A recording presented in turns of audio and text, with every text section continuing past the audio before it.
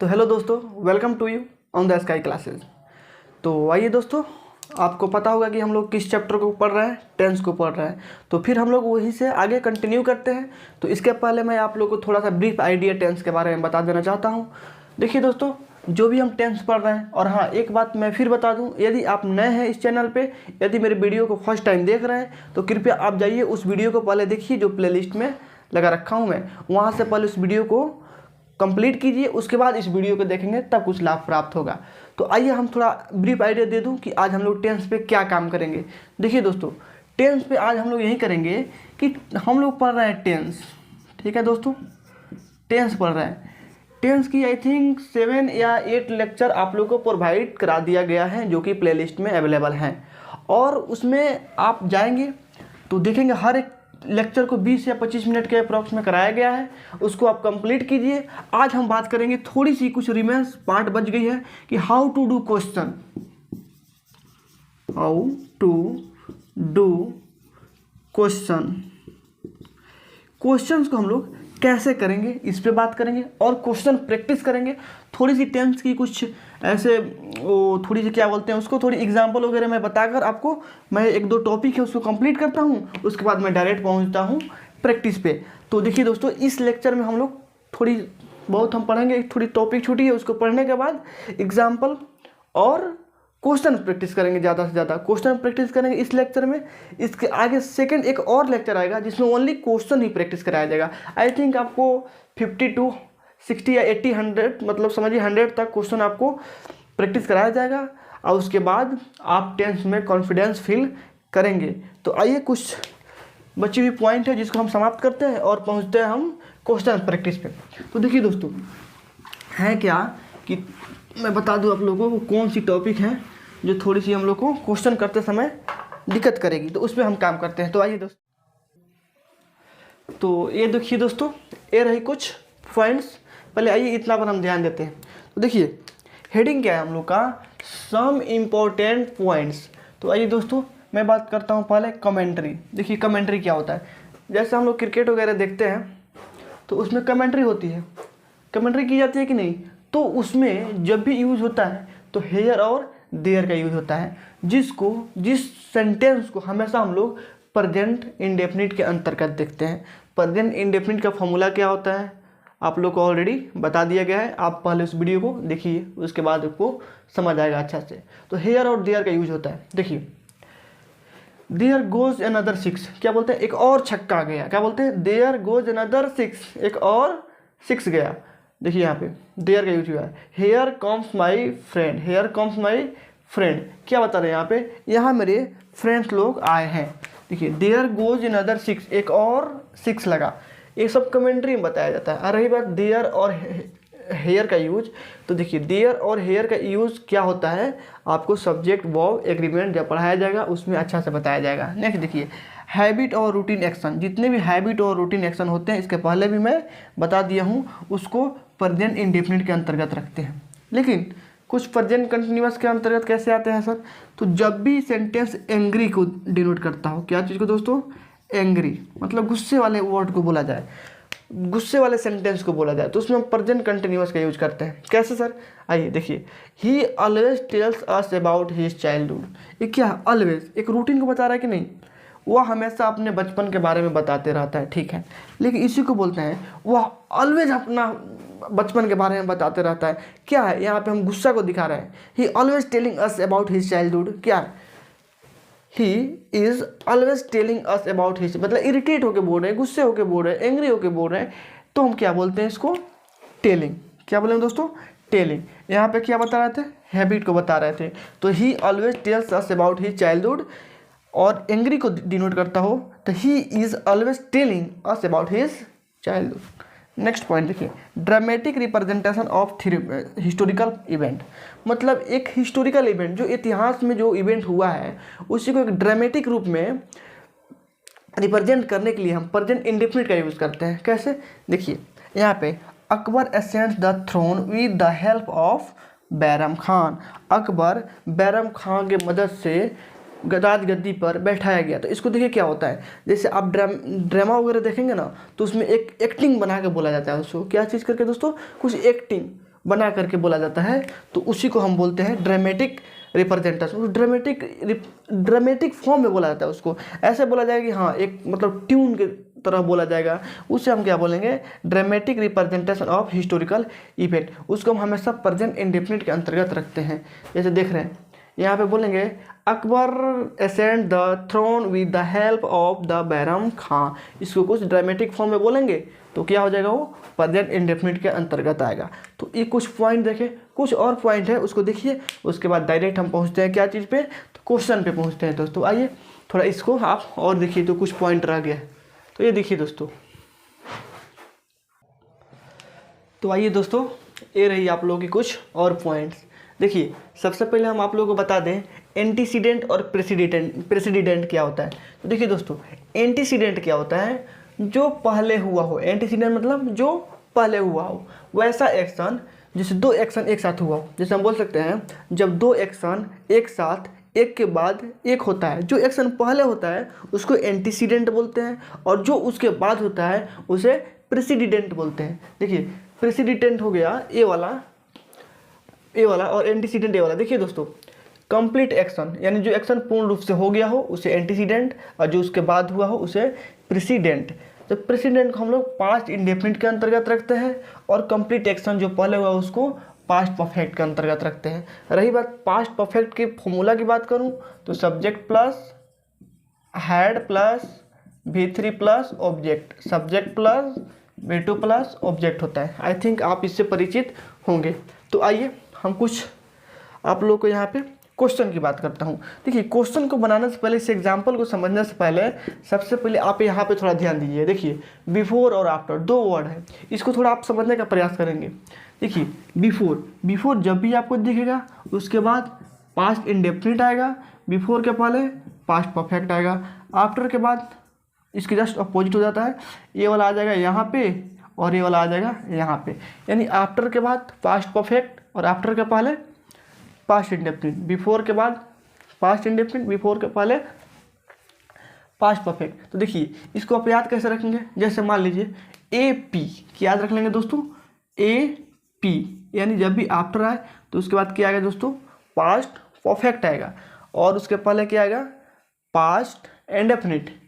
B P B आ जाएगा तो पास्ट इंडेफिनिट, एक ही याद रखेंगे, आफ्टर के बाद पास्ट परफेक्ट बस, और आफ्टर के पहले पास्ट इंडेफिनिट, और दूसरा तो आपको पता चल ही जाएगा। आइए अब क्वेश्चन पे बात करते हैं। देखिए क्वेश्चन यहाँ पे है कि the patient died the doctor केम। दो एक्शन है कि नहीं, एक तो मरीज मर गया, दूसरा डॉक्टर आया। तो याद रखिएगा जब दो एक्शन एक के बाद एक होता हो तो पहले एक्शन को हम पास्ट परफेक्ट के अंतर्गत एंड दूसरे एक्शन को हम पास्ट इंडेफिनिट के अंतर्गत रखते हैं। पास्ट परफेक्ट का फॉर्मूला होता है subject plus had plus V3 plus object, and past indefinite का फॉर्मूला होता है subject plus V2 plus object. तो आइए हम क्वेश्चन में बात करते हैं। और आफ्टर और बिफोर आप समझ गए हैं, बिफोर के बाद क्या होता है दोस्तों, पास्ट इंडेफिनिट, और बिफोर के पहले क्या होता है, पास्ट परफेक्ट। आफ्टर के बाद क्या होता है, पास्ट परफेक्ट, एंड आफ्टर के पहले क्या होता है, पास्ट इंडेफिनिट। पास्ट परफेक्ट की फार्मूला आप जान गए, पास्ट इंडेफिनिट के फार्मूला आप जान गए। आइए क्वेश्चन पर ध्यान दीजिए, लिखा है the patient died the doctor केम। ये बात बताइए पहले एक्शन कौन हुआ है, पहले मरीज मरा है तब डॉक्टर आया है, ठीक है।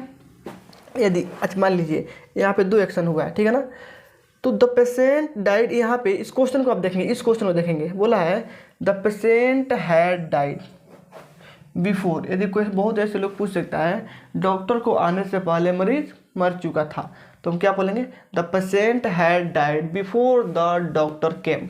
यहाँ पे देखिए बिफोर क्या है दोस्तों, बिफोर है, तो बिफोर है ना, बिफोर के बाद क्या होना चाहिए, पास्ट इंडेफिनिट, तो बिफोर के बाद पास्ट इंडेफिनिट, बिफोर के पहले पास्ट परफेक्ट। नेक्स्ट देखिए Rahul took some medicine he went sleep. Rahul ने कुछ मेडिसिन लिया, एज इल होगा, बीमार होगा, और सोने गया। तो पहले सोने थोड़े गया होगा, पहले तो मेडिसिन लिया होगा, तो पहले एक्शन कौन हुआ, मेडिसिन का लेना, तो उसको कहाँ रखेंगे हम, पास्ट परफेक्ट के अंतर्गत रखेंगे। तो देखिए Rahul had taken some medicine before went to sleep.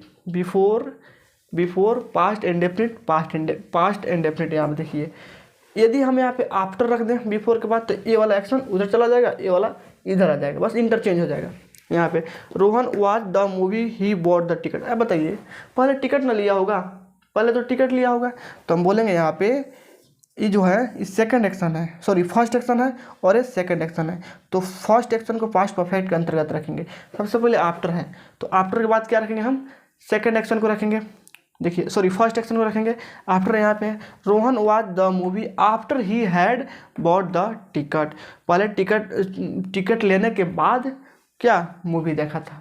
पहला एक्शन कौन हुआ, टिकट का लेना। तो देखिए आप यहाँ पे समझिए एंटीसीडेंट, प्रेसिडेंट और क्या बोलते हैं उसको, बिफोर के बाद कैसे यूज होता है। जब दो एक्शन एक साथ यूज होता है तो फर्स्ट को पास्ट परफेक्ट में और सेकंड को पास्ट इंडेफिनिट के अंतर्गत रखते हैं। तो ये रही कुछ पॉइंट आपको। अब हम चलिए उतना टाइम वेस्ट ना करते हुए डायरेक्ट क्वेश्चन पे प्रैक्टिस करते हैं। ये वाला जो लेक्चर होगा इसमें कुछ आई थिंक 30 to 40 क्वेश्चन आप लोगों को प्रैक्टिस कराएंगे। नेक्स्ट जो लेक्चर आएगा उसमें पूरी प्रैक्टिस कराएंगे। उसके बाद नेक्स्ट हम क्या करेंगे, आगे हम चैप्टर पे प्रोसीड करेंगे। तो आइए दोस्तों आप इतना समझें, अब चलते हैं हम वहाँ पे क्वेश्चन पे चलते हैं। चलिए दोस्तों अब क्वेश्चन को देखते हैं। तो चलिए दोस्तों अब हम क्वेश्चन पे बात करते हैं। जैसे कि अब हम क्वेश्चन को एक एक करके प्रैक्टिस करेंगे। आइए क्वेश्चन नंबर फर्स्ट है। तो जैसे कि आप देख रहे हैं ये क्वेश्चन नंबर फर्स्ट है हम लोग का। क्वेश्चन क्या बोल रहा है ध्यान से आप लोग देखेंगे, उसके बाद आप प्रैक्टिस इसको करेंगे वीडियो को पॉज करके। देखिए क्वेश्चन एक एक करके मैं कहीं कहीं से इजी क्वेश्चन को कलेक्ट किया हूँ आप लोग के समक्ष और दिखाऊंगा मैं इस क्वेश्चन को कैसे करेंगे। तो जैसे कि आप इस क्वेश्चन को देख पा रहे होंगे और मैं आप लोगों को बता दूं ये क्वेश्चन कोई बहुत भारी लेवल का नहीं है, इजी बुक से कलेक्ट किया गया है। इस पर थोड़ा आप ध्यान दें।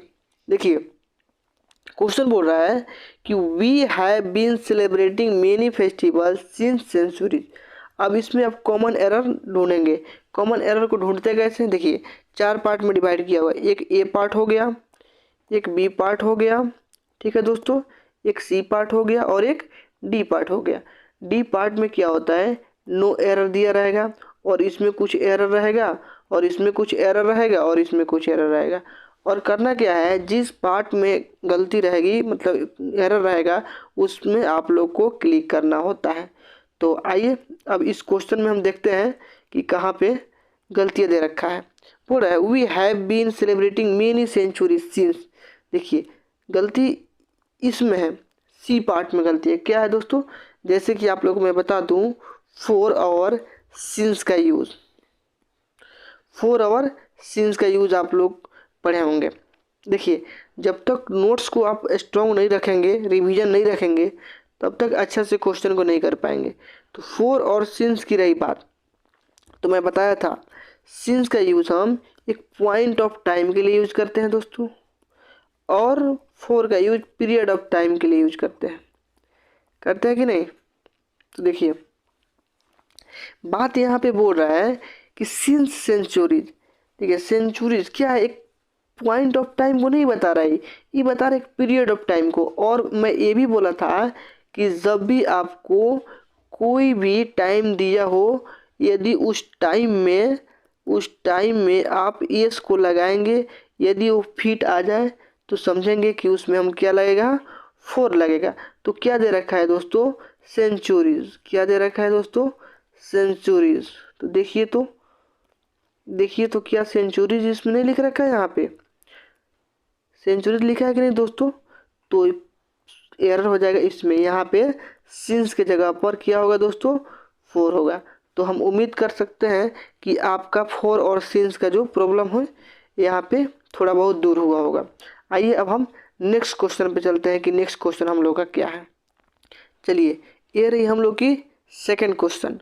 इसमें क्या बोल रहा है दोस्तों, देखिए ये और इजी क्वेश्चन है। क्या इसमें बोला है, I write a letter when she knocked at the door. देखिए हिंदी के फेर में नहीं पढ़ना है जी, इसका हिंदी क्या होगा क्या नहीं होगा बिल्कुल नहीं। यदि हिंदी के फेर में पढ़ेंगे तो आप इंग्लिश को नहीं सीख पाएंगे, इतना बात याद रखिएगा। तो ये यहाँ पे बोल रहा है आई राइट अ लेटर। यहाँ पे क्या करना है कि आपको यहाँ पे देखना, देखिए ऑप्शन देखिए, यहाँ पे ऑप्शन दे रखा है wrote, had writing, have written, was writing.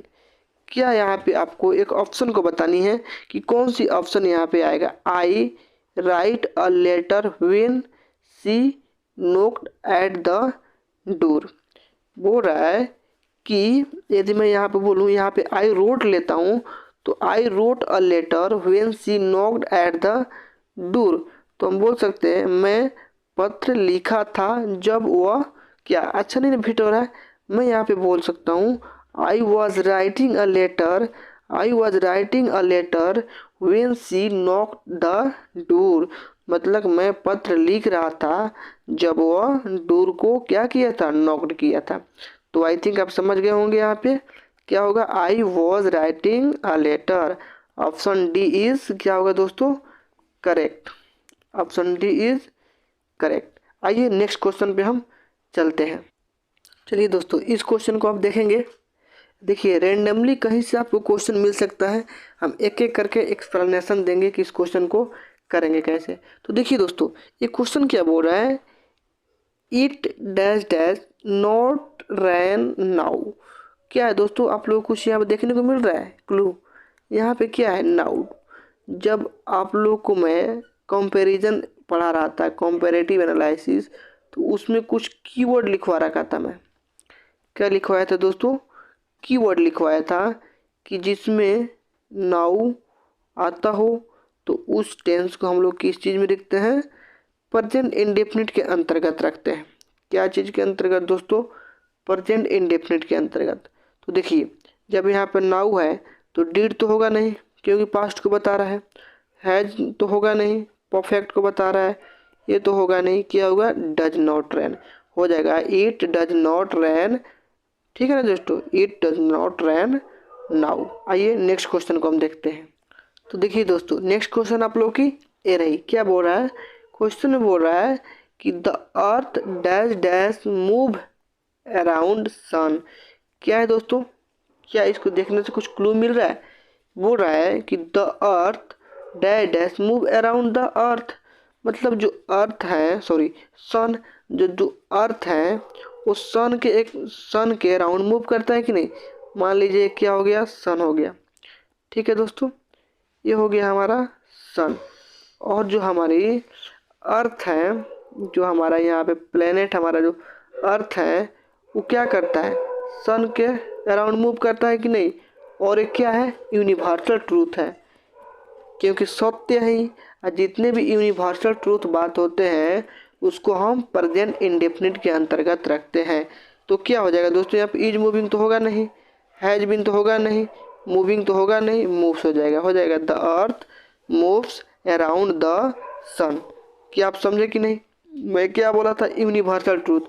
Universal truth के जितने भी सेंटेंस होते हैं वो प्रेजेंट इंडेफिनिट के अंतर्गत रहते हैं।